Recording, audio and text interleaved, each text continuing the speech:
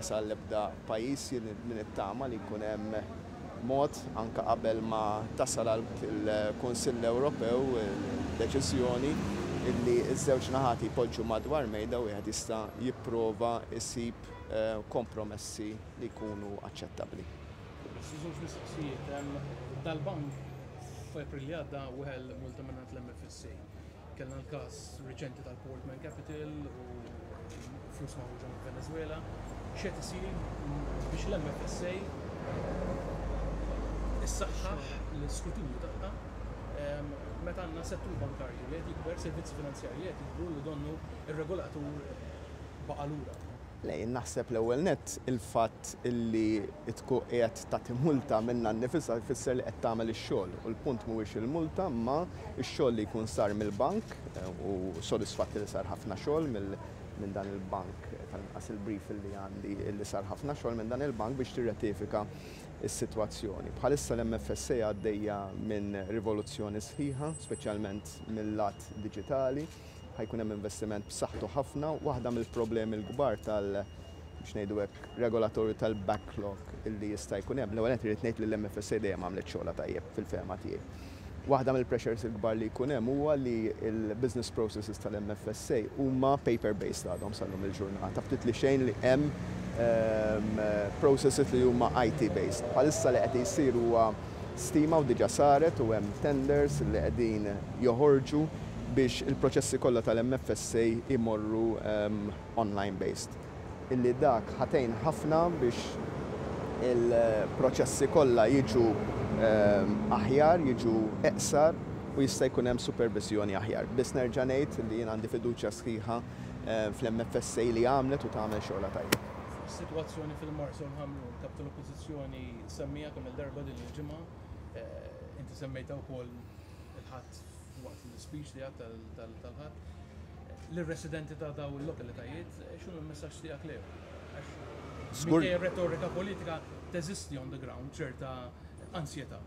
Jien qatt li ma teżistix dik l-ansjetà u fil-verità kont attakkat l-ewwel wieħed meta batt il-pulizija u f'mument minnhom anke lill-membri tal-Forzi Armati biex jieħdu ċertu passi għax kien hemm ċertu attitudnijiet li kienu qed jittieħdu li xejn ma jistgħu jkunu aċċettabbli. Jien ngħidha għalija indipendentement minn nazzjonalità ta' dak li hu.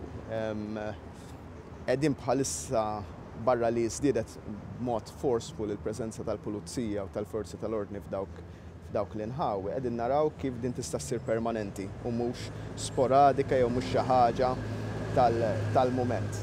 Irrid ngħid ukoll imma bad min-naħa l-oħra illi tuża dawk l-argumenti biex imbagħad itrewwaħ ħsibijiet razzisti mhuwiex minnu. Jien jumejn ilu rajt video ta' tnejn min-nies jiġġieldu online. Li kieku kienu suwed ħanitkellem ċar, kieku sal-lum il-ġurnata noqogħdu ngħidu ara xaru każa, sertaw kif qed nifhem jien li mhumiex barranin jew da. Jien għalija ksur ta' liġi u l-affarijiet isiru rispettivament jekk mhumiex Maltin jew barranin, irid ikun hemm enforcement. Full stop fresh line u bl-istess mod ma nistennix li nkunu akkużati li aħna razzisti jew qegħdin niddiskriminaw kontra l-barranin jekk immorru f'ċertu areas fejn nies qed jħossuhom medda bħal ċertu nħawi f'ċertu toroq partikolari fin-nies tal-Marsa li nieħdu l-azzjonijiet biex nipproteġuhom lil dawn in-nies. Prim Ministru, l-bieraħ il-Premier Taljan Giuseppe Conte akkuża lil Malta li abbanduna l-immigranti li issa jinsabu fuq id-ditrotti u ħalluhom f'periklu li jerbu. Aħna diġà rispondejna fil-metta permezz ta' not verbal għal dikjerazzjoni sfortunatament skorretta li għamel il-Prim Ministru Taljan. Diġà qednija kemm il-darba, aħna segwejna regoli kollha internazzjonali u fil-verità aħna konfortati mill-fatt illi anka l-istituzzjonijiet internazzjonali f'dan ir-rigward ħadd minnhom appunta subaħ lejn Malta. Malta ma kellha u ma għandha u l-ebda pajjiż ieħor ma tista' twaqqaf dajsa milli taqsam il-baħar fl-ibħra internazzjonali. Dawn il-persuni li mbagħad spiċċaw fuq id-diċotti u llum il-ġurnata xorta qegħdin fl-Ewropa u wħud minnhom kienu qed jippruvaw jidħlu Franza, eċetera, eċetera. Dawn il-persuni marru biex ġew interċettati, qalu li m'għandhom bżonn l-għajnuna, meta jgħidu li m'għandhom bżonn l-għajnuna inti ma tistax twaqqafhom, qalu li they're advocating their right for free passage, safe passage, u hekk kellu jsir. Imxejna bir-regoli internazzjonali kif dejjem nagħmlu. Issa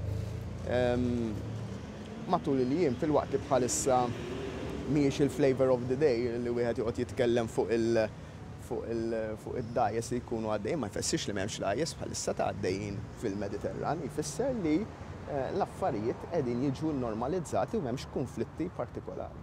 Prim Ministru, is-CEO ta' different topics, is-CEO ta' Revolut qal li ġej Malta to spoil the party għal-banek Maltin.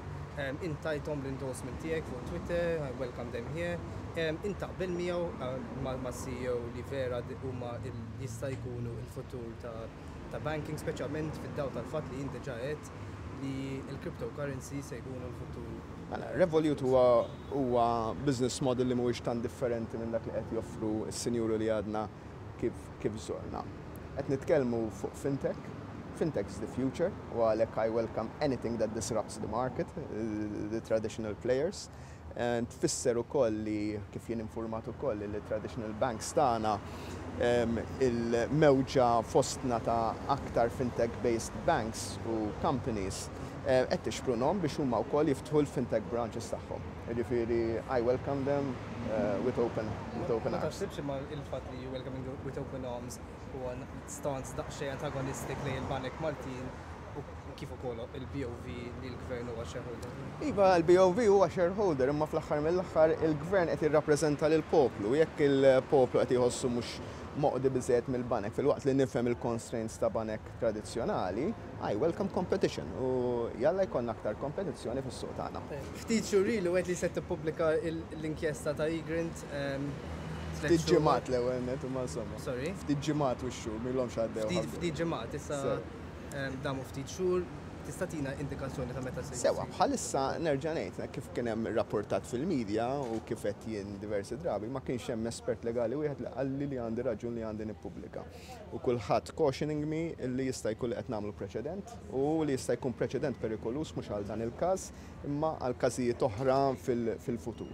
Jien il-commitment tiegħi xorta jibqa' li nippubblika, il-mod ta' kif jiġi ppubblikat qed naraw ma' esperti legali f'dan ir-rigward, qed nistenna wkoll la darba l-kap tal-Oppożizzjoni għażel li jagħmel kawża f'dan ir-rigward, naħseb ir-rule of law titlob li jien ma naqbadx u nagħmel xi ħaġa minn sniedi mingħajr ma nisma' dak li qed jingħad fil-qorti u d-direzzjoni qed tagħti l-qorti.